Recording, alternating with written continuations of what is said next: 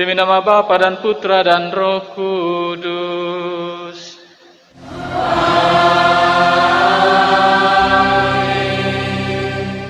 Rahmat Tuhan kita Yesus Kristus, cinta kasih Allah, dan persekutuan Roh Kudus sertamu.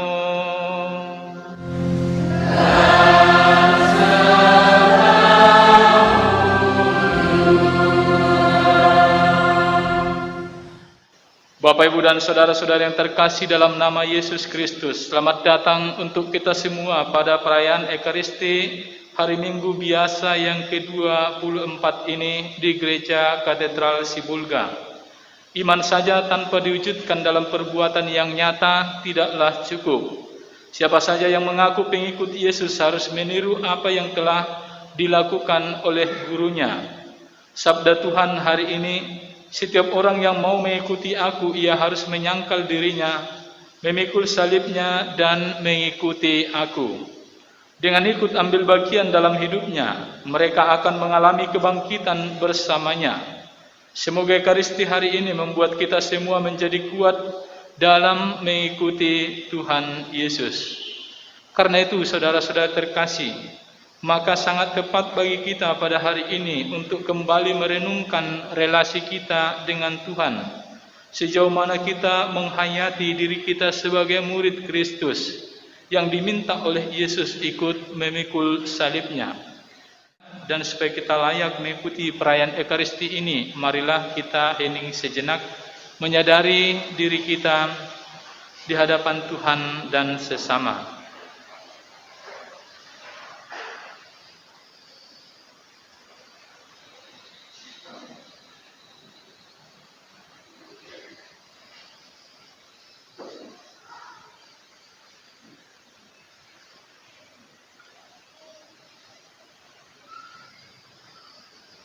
Tuhan Yesus Kristus, Engkau tidak melarikan diri dari penderitaan, namun dengan tabah menghadapinya sampai wafat.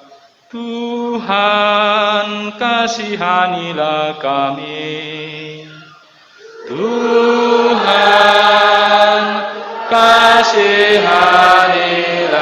kami. Engkau taat kepada Bapa dengan mengangkat salib demi cinta kasih-Mu kepada kami. Kristus, kasihanilah kami. Kristus, kasihanilah kami. Engkaulah Kristus, anak manusia yang ditolak oleh para pemimpin rakyat dan dibunuh. Tuhan, kasihanilah kami.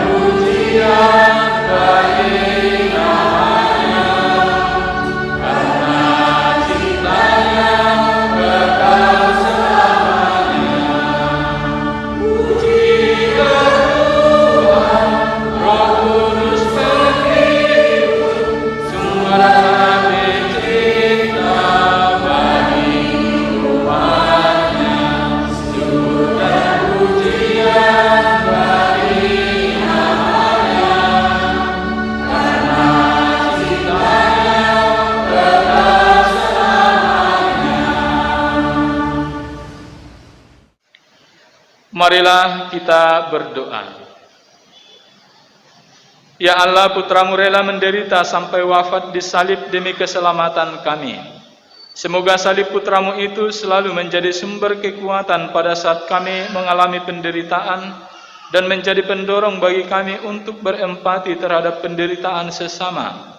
Sebab Dialah Tuhan pengantara kami yang bersama dengan Dikau dalam persatuan Roh Kudus hidup dan berkuasa, Allah sepanjang segala masa.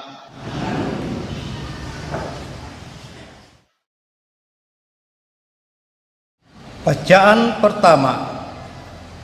Aku memberikan punggungku kepada orang-orang yang memukul aku. Pembacaan dari kitab Yesaya. Tuhan Allah telah membuka telingaku dan aku tidak memberontak, tidak berpaling ke belakang. Aku memberikan punggungku kepada orang-orang yang telah memukul aku, dan pipiku kepada orang-orang yang mencubiti janggutku. Aku tidak menyembunyikan mukaku ketika aku dinodai dan diludahi. Tetapi Tuhan Allah menolong aku, sebab itu aku tidak mendapat noda. Maka aku meneguhkan hatiku seperti teguhnya gunung batu, karena aku tahu bahwa aku tidak akan mendapat malu. Dia yang menyatakan aku benar telah dekat. Siapakah yang berani memberontak dengan daku? Marilah kita tampil bersama-sama. Siapakah lawanku berperkara? Biarlah ia mendekat kepadaku. Sungguh Tuhan Allah menolong aku. Siapakah yang berani menyatakan aku bersalah?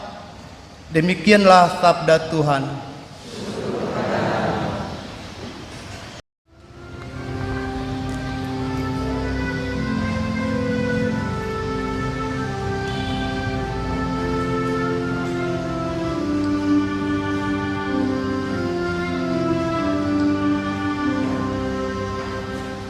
Berbelas kasihlah Tuhan dan adil, Allah kami adalah rahim.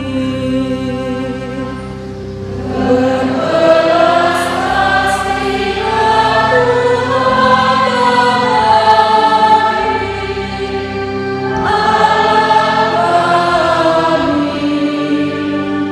Allah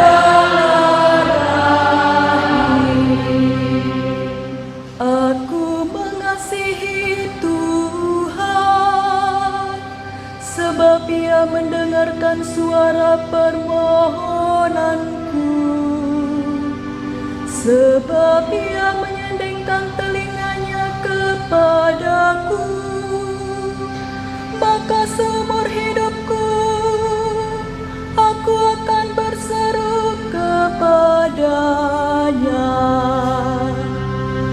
Berbelas kasihlah Tuhan dan adil, Allah kami adalah rahim. Tali maut telah melilit aku, dan kegentaran terhadap dunia orang mati menimpa aku. Aku mengalami kesesakan dan kedukaan, tetapi aku menyerukan nama Tuhan. Ya Tuhan, luputkanlah kiranya aku. Berbelas kasihlah Tuhan dan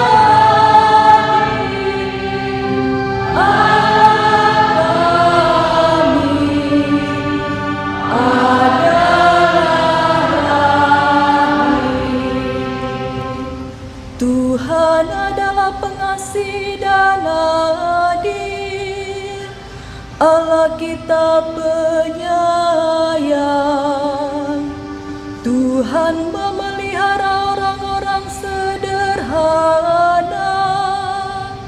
Aku sudah lemah, tetapi diselamatkannya.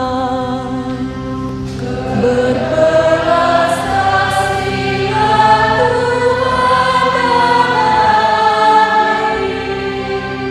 Allah kami adalah rahim. Tuhan, Engkau telah meluputkan aku dari maut. Engkau telah meluputkan mataku dari air mata, dan kakiku dari tersandung. Aku boleh berjalan di hadapan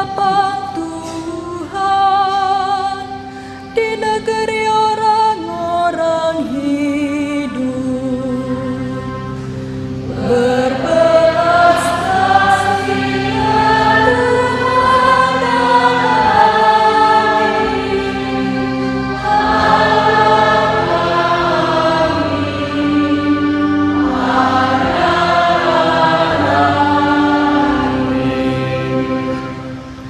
Bacaan kedua.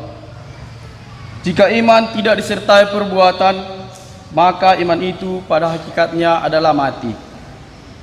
Pembacaan dari surat Rasul Yakobus. Saudara-saudaraku, apa gunanya kalau seorang mengatakan bahwa ia beriman, tetapi tidak mempunyai perbuatan? Dapatkah iman itu menyelamatkan dia? Misalnya saja, seorang saudara atau saudari tidak mempunyai pakaian dan kekurangan makanan sehari-hari. Kalau seorang dari antara kamu berkata kepadanya, "Selamat jalan, kenakanlah kain panas dan makanlah sampai kenyang," tetapi ia tidak memberikan kepadanya apa yang diperlukan tubuhnya, apakah gunanya itu? Demikian pula halnya dengan iman. Jika iman itu tidak disertai perbuatan, maka iman itu pada hakikatnya adalah mati. Tetapi mungkin ada orang berkata, "Padamu ada iman dan padaku ada perbuatan."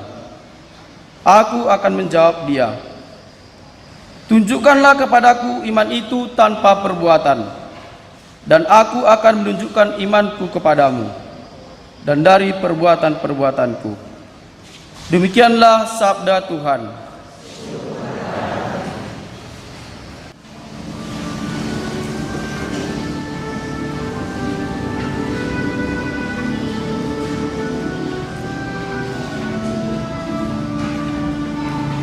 Haleluya, haleluya, haleluya.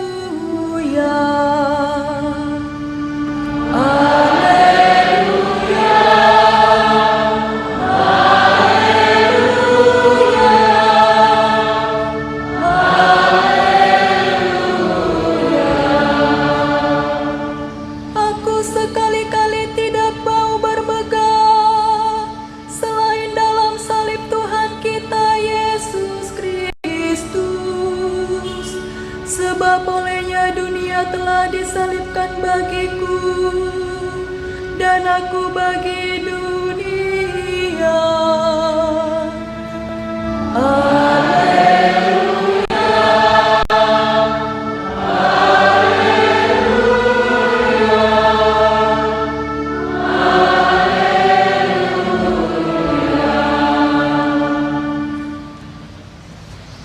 Tuhan bersamamu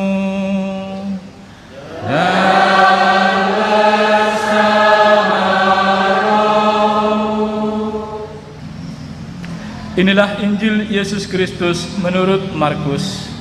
Dimuliakanlah Tuhan. Pada suatu hari, Yesus bersama murid-muridnya pergi ke desa-desa di sekitar Kaisarea Filipi. Di tengah jalan Yesus bertanya kepada murid-muridnya, "Kata orang, siapakah aku ini?" Para murid menjawab, "Ada yang mengatakan Yohanes Pembaptis, ada juga yang mengatakan Elia, ada pula yang mengatakan seorang dari para nabi." Yesus bertanya lagi kepada mereka, "Tetapi menurut kamu, siapakah aku ini?" Petrus menjawab, "Engkau adalah Mesias." Lalu Yesus melarang mereka dengan keras supaya jangan memberitahukan kepada siapapun tentang Dia. Kemudian mulailah Yesus mengajarkan kepada mereka bahwa Putra Manusia harus menanggung banyak penderitaan. Ia akan ditolak oleh tua-tua, oleh imam-imam kepala dan ahli-ahli Taurat, lalu dibunuh dan bangkit sesudah 3 hari. Hal ini dikatakannya dengan terus terang. Tetapi Petrus menarik Yesus ke samping dan menegurnya dengan keras. Lalu berpalinglah Yesus dan sambil memandang murid-muridnya, ia menegur Petrus dengan keras, "Enyahlah iblis, sebab engkau bukan memikirkan apa yang dipikirkan Allah, melainkan apa yang dipikirkan manusia. Lalu Yesus memanggil orang banyak dan murid-muridnya dan berkata kepada mereka, "Jika seseorang mau mengikuti aku, ia harus menyangkal dirinya, memanggul salibnya dan mengikuti aku. Karena siapa saja yang mau menyelamatkan nyawanya, ia akan kehilangan nyawanya. Tetapi siapa saja yang kehilangan nyawanya karena aku dan karena Injil, ia akan menyelamatkannya." Demikianlah Injil Tuhan.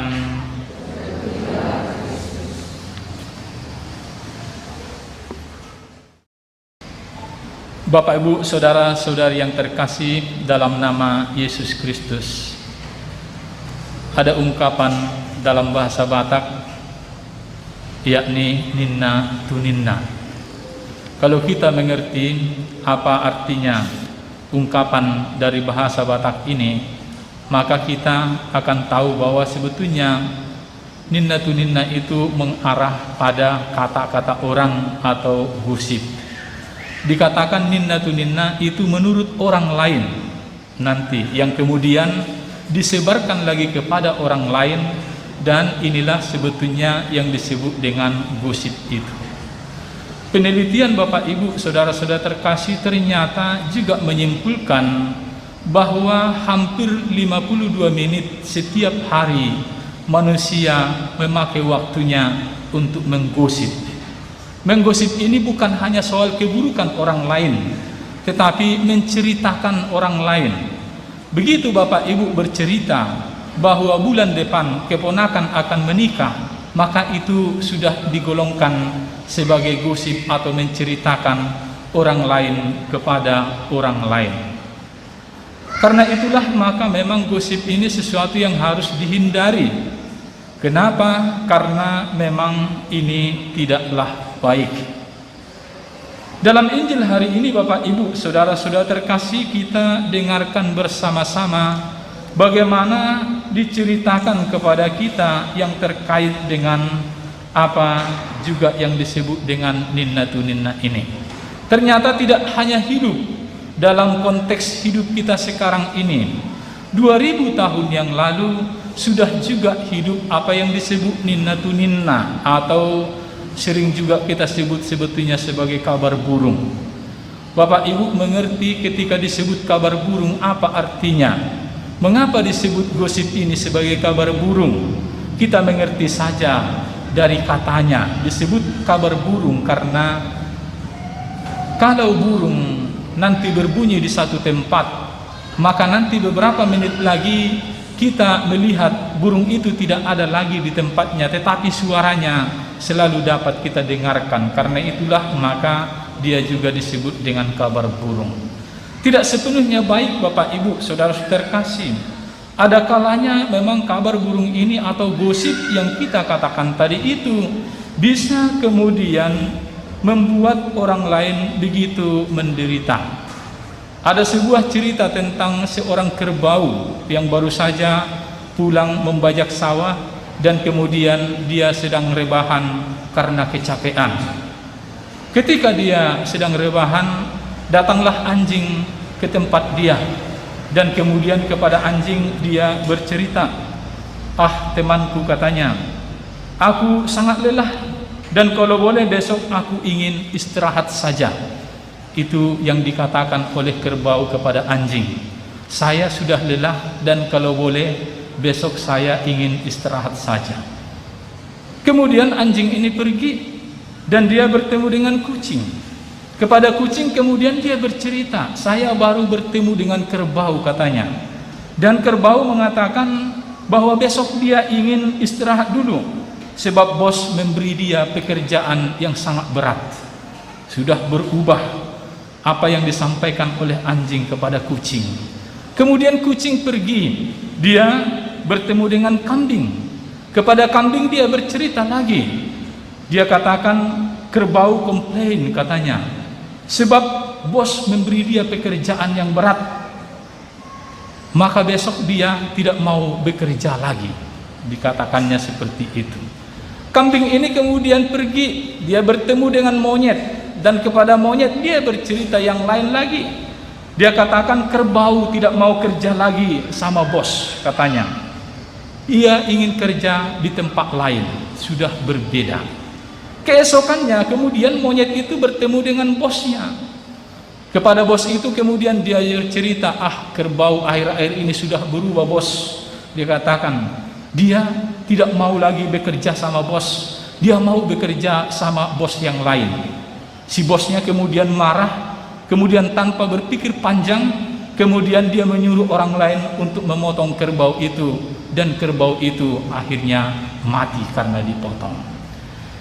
Itulah akibat dari gosip Bapak Ibu Saudara terkasih dan berita yang bisa disampaikan kepada orang lain yang tidak sesuai dengan faktanya. Fakta yang sesungguhnya ialah kerbau mengatakan, temanku, aku sudah lelah dan besok saya ingin istirahat. Itu saja kata-kata kerbau. Tetapi sudah sampai ke bosnya bahwa kerbau sudah berubah dan dia tidak ingin kerja sama bos lagi. Dia mau mengabdi kepada bos lain yang mengakibatkan kemarahan. Hal-hal yang seperti ini Bapak Ibu Saudara-saudara terkasih sangat berbahaya dalam kehidupan kita, dan begitu cepatnya menyebar informasi tentang orang lain yang belum tentu sebetulnya benar apa yang disampaikan oleh orang lain itu. 2000 tahun yang lalu ketika Yesus masih hidup bersama dengan murid-muridnya di daerah Palestina, maka bukan tidak mungkin isu-isu seperti ini, ninna tu ninna ini juga hidup dalam kemasyarakatan mereka. Karena itulah maka Yesus hari ini bertanya kepada para murid. Pertanyaan Yesus adalah, ninna halak, ninna tu ninna isi doau. Itulah yang kurang lebih mau disampaikan. Ninna jolma isi doau, ninna halak. Menurut orang lain siapakah aku ini? Dan kemudian para murid ini menyampaikan apa yang mereka rekam bersama-sama dari orang-orang sekitar mereka. Ingat Bapak Ibu Saudara-saudara terkasih bahwa Yesus sudah terlebih dahulu juga melayani orang-orang lain. Dia sudah menyembuhkan orang-orang sakit, membangkitkan orang mati, dan dia juga dimusuhi oleh orang-orang Farisi dan ahli-ahli Taurat. Banyak orang yang membenci dia. Dan para murid ini kemudian hanya menyampaikan yang baik-baik saja. Para murid menyampaikan kepada Yesus, ada yang mengatakan Yohanes Pembaptis, adong mandok, engkau adalah Elia atau salah seorang nabi yang pernah hidup dan kemudian datang kembali. 3 jawaban yang diberikan oleh para murid ini, tidak seorang pun atau tidak satu pun yang kena. Mereka segan sebetulnya juga untuk menyampaikan hal yang buruk terhadap Yesus. Karena pada waktu itu ada juga orang yang mengatakan bahwa Yesus adalah Beelzebul, bahwa Yesus adalah pemberontak. Tetapi ini tidak disampaikan oleh para murid ini. Yang mereka dengar dari orang-orang lain yang baik-baik saja mereka sampaikan kepada Yesus. Karena itulah maka Yesus, karena para murid ini menyampaikan apa yang didengar oleh para murid-murid dari orang lain, Yesus tidak puas akan jawaban ninna tu ninna, atas jawaban kata-kata orang lain. Karena itu dia mengajukan pertanyaan yang kedua yang kepada para murid-murid. Kalau tadi dia bertanya ninna halak, ninna tu ninna ise doau, sekarang Yesus langsung bertanya kepada setiap orang murid-muridnya, alenimmu ise doau. Tetapi menurut engkau, siapakah aku ini? Pertanyaan yang diajukan oleh Yesus sekarang menjadi pertanyaan yang personal, yang mengacu dan ditujukan kepada setiap orang, bukan lagi berdasarkan apa yang dia dengar dari orang-orang lain, tetapi adalah apa yang dia alami sendiri, apa yang dia dengar sendiri, dan itulah yang harus mereka ungkapkan pengenalan mereka akan Yesus. Karena kalau orang bertanya kepada kita Bapak Ibu Saudara-saudara terkasih, alenimmu, menurutmu ise doau, tidak mungkin lagi kita menyampaikan apa yang dialami oleh orang lain, harus berdasarkan pengalaman kita secara pribadi. Dan Petrus menjawab dengan sangat benar, dalam arti bahwa dia mampu mengungkapkan siapa Yesus dengan kata engkau adalah Mesias. Tetapi Injil Bapak Ibu Saudara-saudara kasih tidak berhenti sampai di situ. Dilanjutkan lagi Injil ini ketika Petrus kemudian berkata, engkau adalah Mesias. Yesus sekarang mau menjelaskan kepada mereka apa artinya Mesias. Dan ketika Yesus berkata kepada mereka bahwa putra manusia harus banyak menanggung penderitaan, ia akan ditolak oleh tua-tua, oleh imam-imam kepala dan ahli-ahli Taurat, lalu dibunuh dan bangkit sesudah 3 hari. Kemudian Petrus memprotes dia dengan sangat keras. Dia tidak mampu mendengarkan, dia tidak mau mendengarkan penjelasan Yesus akan makna Mesias yang sesungguhnya. Dalam konteks seperti ini sekarang kita tahu bahwa Petrus ini juga Bapak Ibu Saudara-saudara terkasih, dia ternyata lain di bibir, lain di hati. Apa artinya lain di bibir, lain di hati? Tadi Petrus berkata bahwa dia adalah Mesias, tetapi yang ada di hatinya, yang ada di pikirannya, ternyata bukan Mesias seperti gambaran yang sesungguhnya. Bagi Petrus, Mesias yang dia mengerti adalah Mesias politik, dalam arti bahwa Yesus ini adalah calon pemimpin yang akan memimpin orang-orang Israel ini keluar dari penjajahan Romawi. Karena konteks Injil ini dituliskan situasi ketika bangsa Israel dijajah oleh orang-orang Romawi. Mereka mengharapkan satu tokoh yang akan memimpin mereka keluar dari perbudakan dan penjajahan itu. Dan itulah konsep Petrus hari ini. Dia menyangka bahwa Yesus ini akan hadir sebagai raja duniawi yang akan memimpin perang. Karena itu tidak perlu menderita. Perang akan dimenangkan dan Yesus akan bertindak sebagai raja duniawi. Dan Petrus pasti berharap bahwa dia akan salah seorang menjadi menteri di kabinet Yesus ini. Lain yang dia rasakan. Karena itulah maka Yesus menegur dia sangat keras. Engkau tidak memikirkan apa yang dipikirkan Allah. Engkau hanya memikirkan apa yang dipikirkan oleh manusia. Sering sekali Bapak Ibu Saudara-saudara terkasih, kita kemudian menyampaikan keburukan orang lain. Kita berkata ninna tu ninna, kita menggosipkan orang lain hanya karena keinginan daging kita.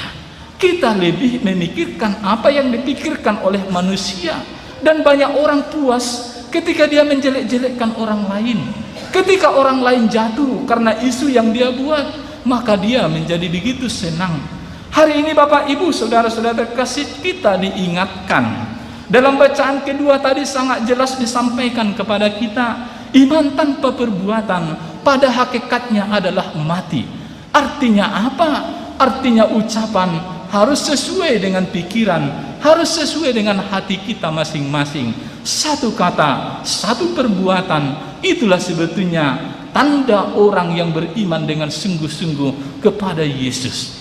Dan mengikuti Yesus bukan hanya soal sukacita saja. Sering sekali orang tidak memahami dan mengerti.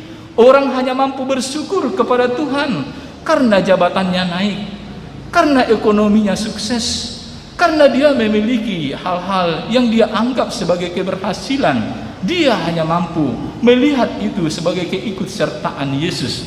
Tetapi hari ini Bapak Ibu Saudara-saudara kasih, Yesus mau mengajak kita bahwa dalam penderitaan kita pun dia hadir, karena dia pernah mengalami penderitaan. Bahwa dalam kegagalan kita pun dia pernah hadir dalam kegagalan kita.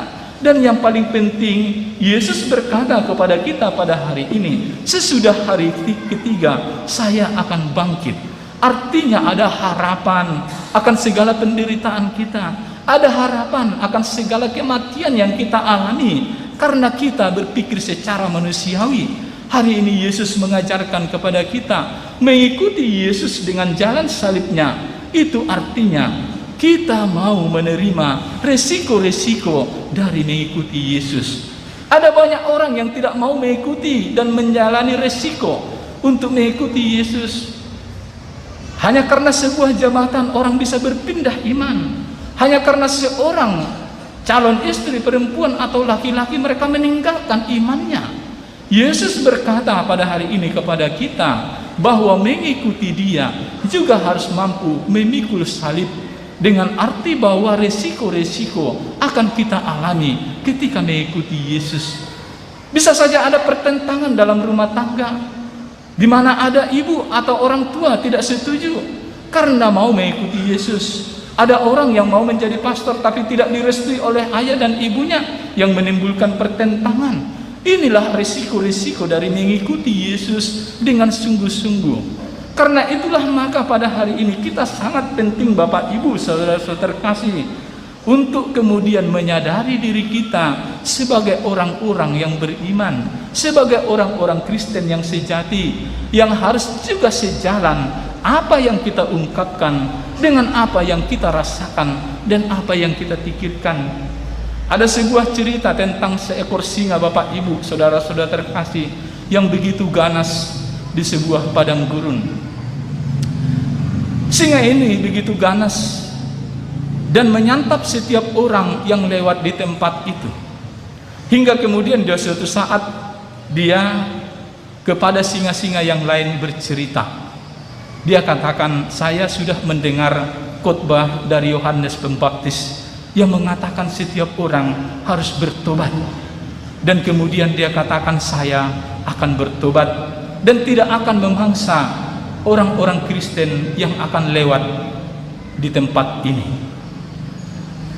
Kemudian singa-singa yang lain sangat kagum-kagum mendengar pertobatan dari singa yang begitu ganas ini.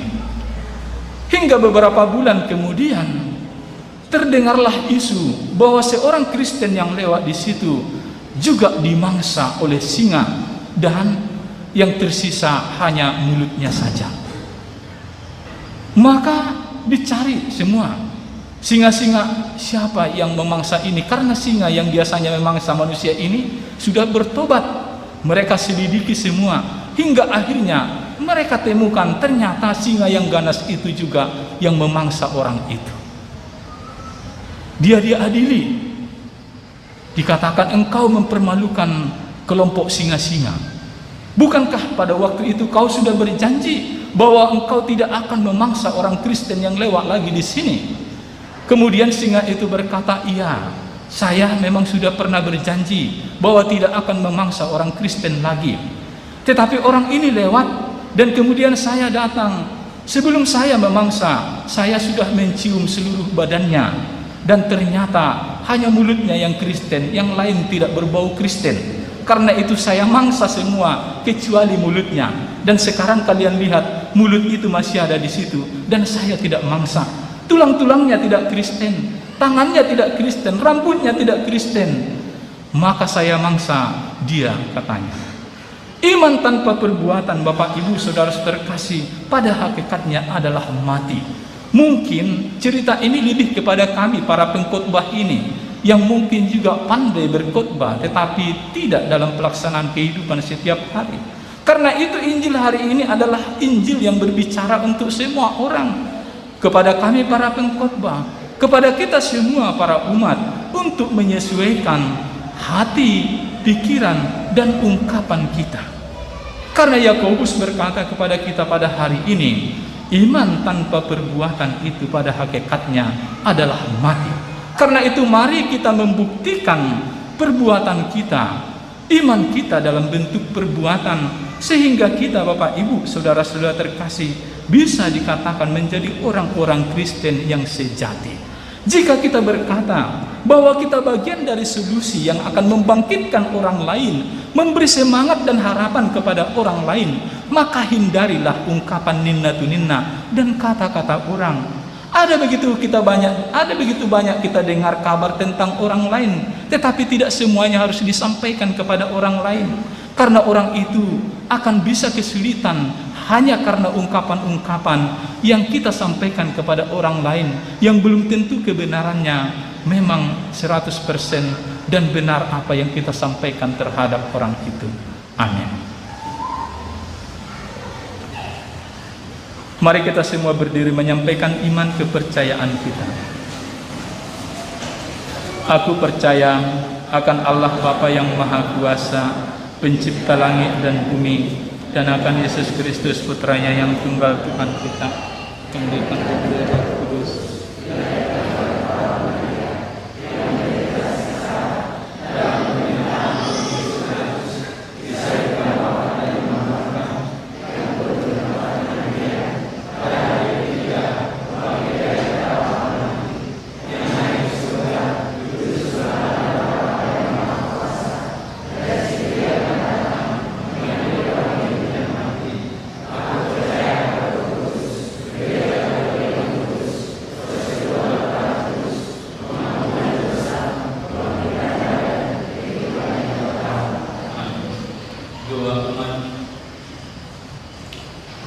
Kristuslah Sang Mesias yang harus menanggung banyak penderitaan karena cintanya bagi manusia.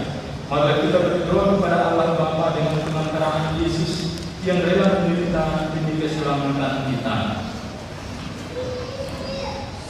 Bagi Sri Paus, para uskup dan para imam, ya Bapa, dampingilah Sri Paus, para uskup serta para imam agar mampu memimpin umatmu berkat doa, pengalaman, penghayatan iman mereka. Kami mohon ya Tuhan, kabulkanlah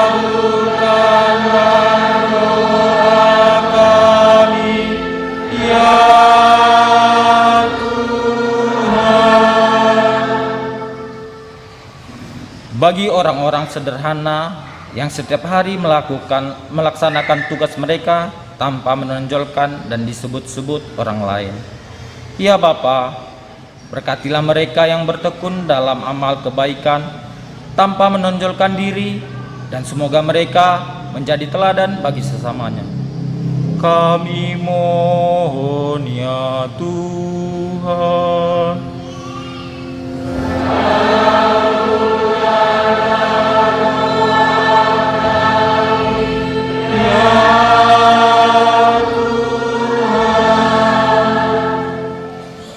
Bagi mereka yang sakit dan cacat, ya Bapa, sadarkanlah mereka yang sakit dan cacat bahwa mereka lebih dekat dengan Kristus, Putramu yang menderita daripada orang-orang sehat.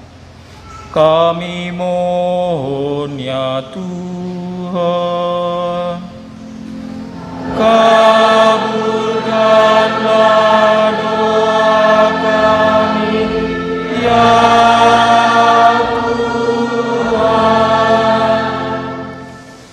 bagi kita di sini, ya Bapa, bukalah mata hati kami terhadap mereka yang mengorbankan penderitaannya demi keselamatan sesama. Kami mohon ya Tuhan. Kabulkanlah doa kami ya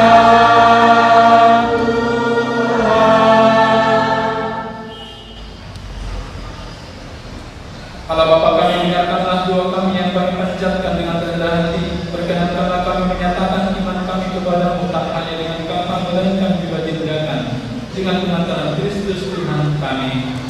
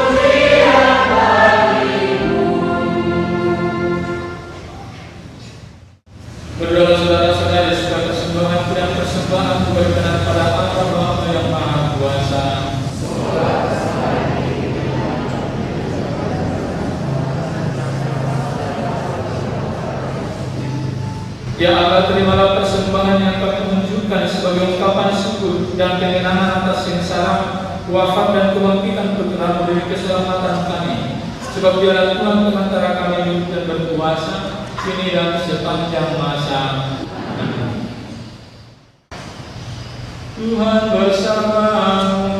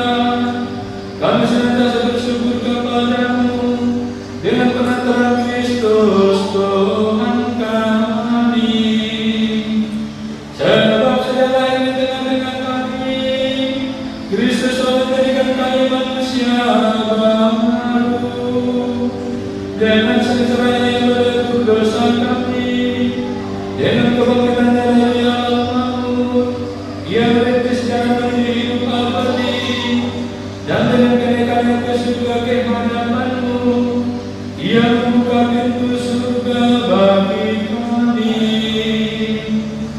Maka kami melakukan pada kemuliaan bagi-Mu bersama malaikat dan seluruh laskar surgawi yang tak henti-hentinya bernyanyi.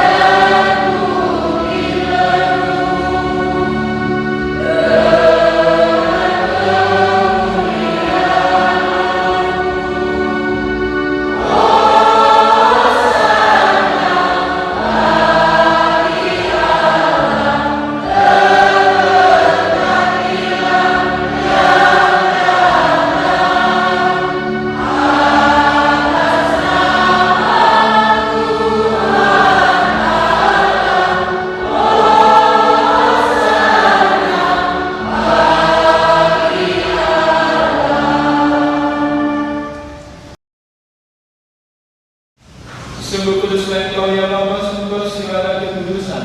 Oleh sebab itu pada hari Minggu ini kami menghadapi Kau setiap jiwa dengan jemaat-jemaat semeroki dan siklus Tuhan dalam kesatuan dengan seluruh gereja.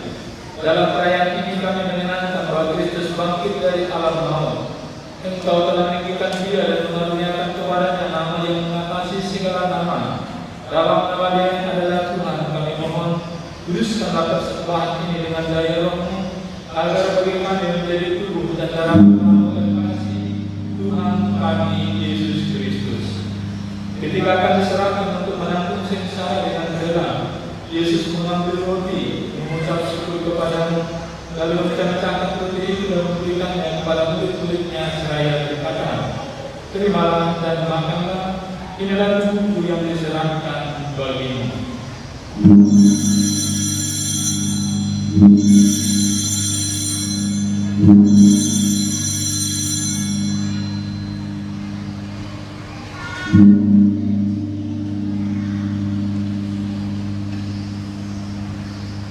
Demikian pula sesudah perjamuan Yesus mengambil piala. Sekali lagi Ia mengucap syukur kepada-Mu, lalu dalam wujudnya seraya berkata, terimalah dan minumlah. Inilah dia adalah darah perjanjian baru dan kekal, yang ditumpahkan bagimu dan bagi semua orang yang pengampunan dosa. Lakukanlah ini untuk menyenangkan daku.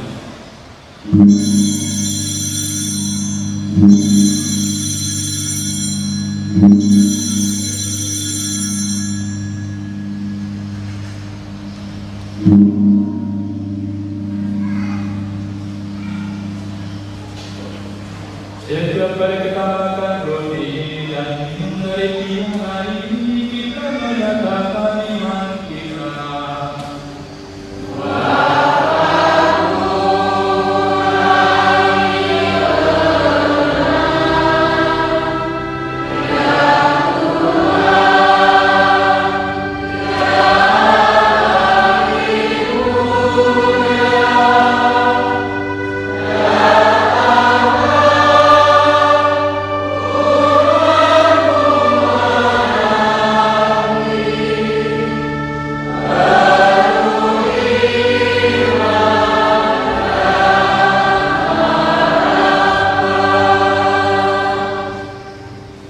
Sambil menyenangkan wafat dan kebangkitan Kristus, kami mempersembahkan kepadamu ya Bapa roti kehidupan dan piala keselamatan.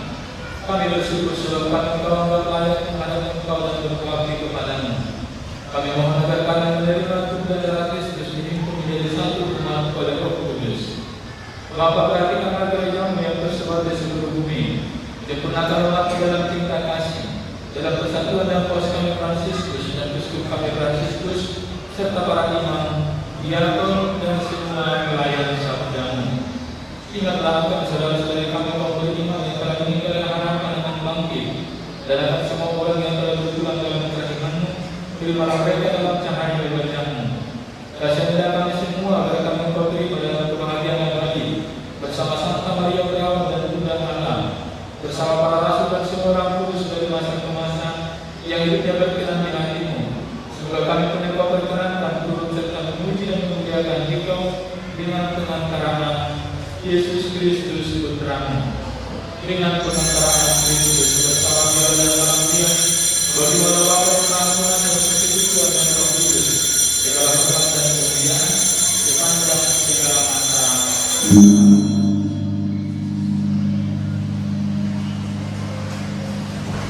Atas petunjuk Tuhan kita dan menurut ajaran ilahi, maka beranilah kita berdoa. Amin.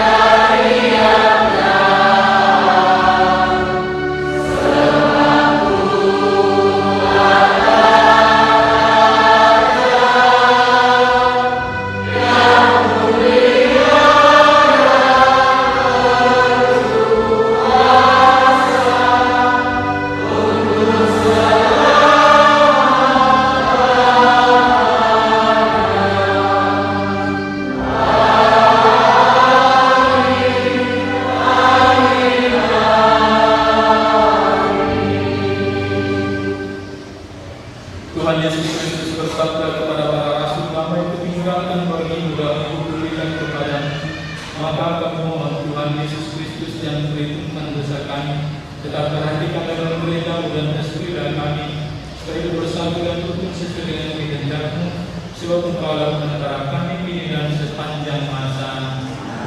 Damai Tuhan bersamamu.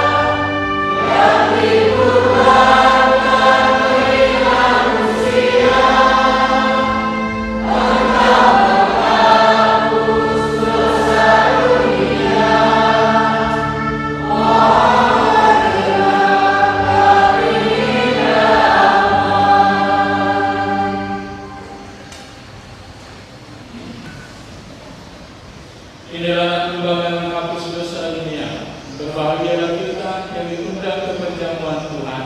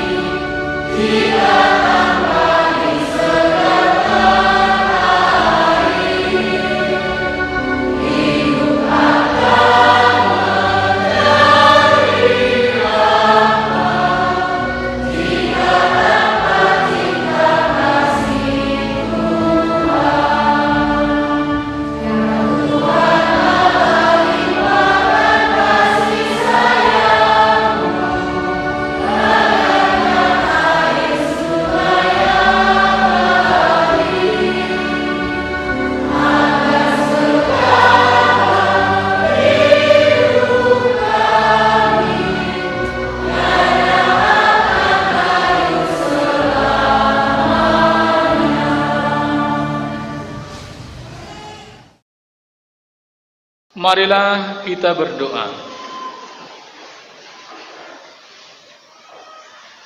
Allah Bapa yang Maha Pengasih, kami bersyukur atas pengorbanan putra-Mu yang mendatangkan keselamatan bagi kami. Semoga dengan mengenangkan kurban salibnya ini, kami juga terdorong untuk rela berkurban demi kebaikan hidup bersama dalam masyarakat kami menuju kerajaan-Mu yang abadi. Sebab Dialah Tuhan dan pengantara kami yang hidup dan berkuasa kini dan sepanjang masa.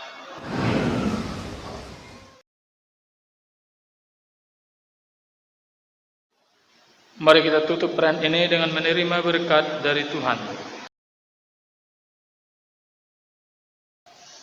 Tuhan bersamamu.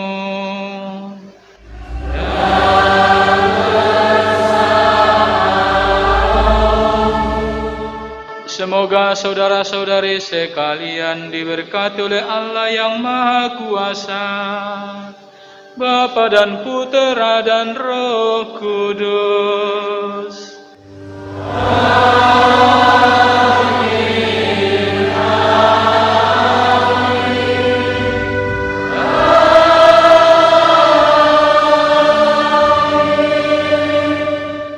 Saudara-saudari, dengan ini peran Ekaristi sudah selesai. Marilah pergi, kita diutus